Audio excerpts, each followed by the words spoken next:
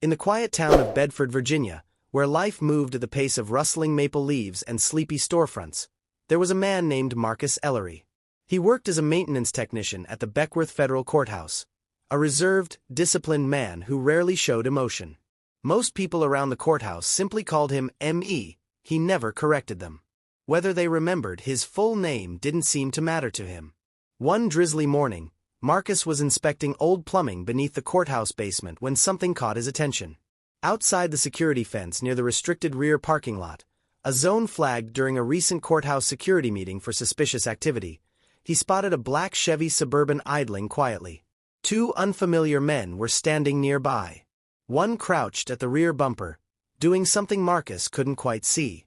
Moments later, the pair slipped away into the narrow alley behind the building.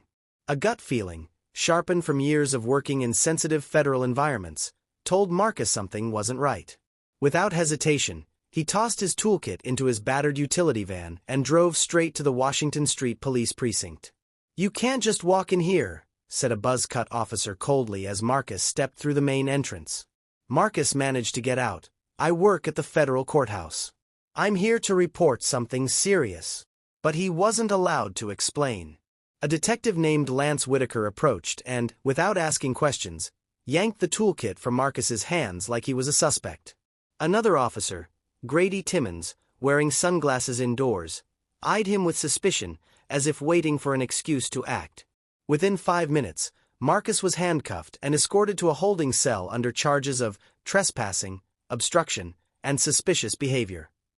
No one asked for his ID. No one called the courthouse.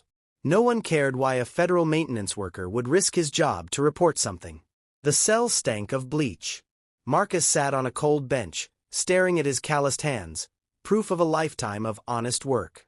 But the shame he felt wasn't from being arrested. It was from not being believed. From being dismissed.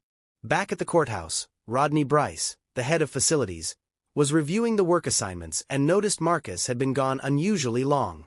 His own gut instinct kicked in. He tried calling Marcus's work phone. No answer. A second time. Still nothing. On the third try, he picked up the phone and called the Bedford Police Department directly. "There's a Marcus Ellery in custody here," the dispatcher said. "Pending processing." "He works for the federal government," Rodney snapped. "Did anyone check his ID?" "No idea. I'm just reading the sheet." Without another word, Rodney hung up and called an old contact, an FBI agent he knew from a courthouse security audit 2 years back. That call was the match. Less than 30 minutes later, 2 black FBI SUVs pulled up to the police station. No sirens. No lights. Just quiet authority. 4 agents stepped out. Leading them was a sharp-eyed woman in a navy suit, Agent Adriana Vega. "Get your commanding officer," she said. What followed was chaos cloaked in silence. Marcus was pulled from his cell.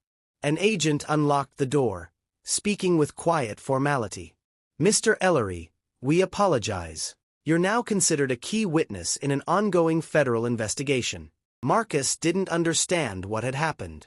But as he walked through the station's front hall, every officer turned to stare.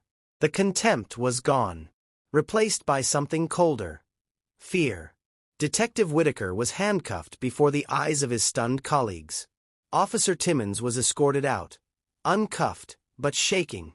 That same afternoon, the black Suburban Marcus had reported was located and searched. Hidden beneath its frame was a hard drive and classified documents linked to a police corruption and money laundering ring stretching from Georgia to North Carolina. Marcus stood on the sidelines, watching. He didn't say much. When Rodney approached and asked if he was okay, Marcus simply nodded. "I just did what felt right."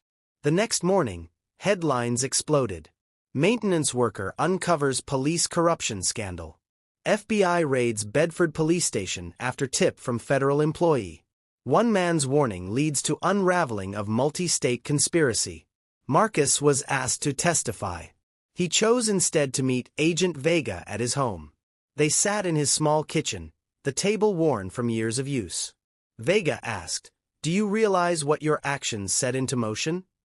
Marcus shook his head. "I just knew something wasn't right." Vega gave a small, knowing smile. It's always the ones who think they're invisible that end up making the biggest difference.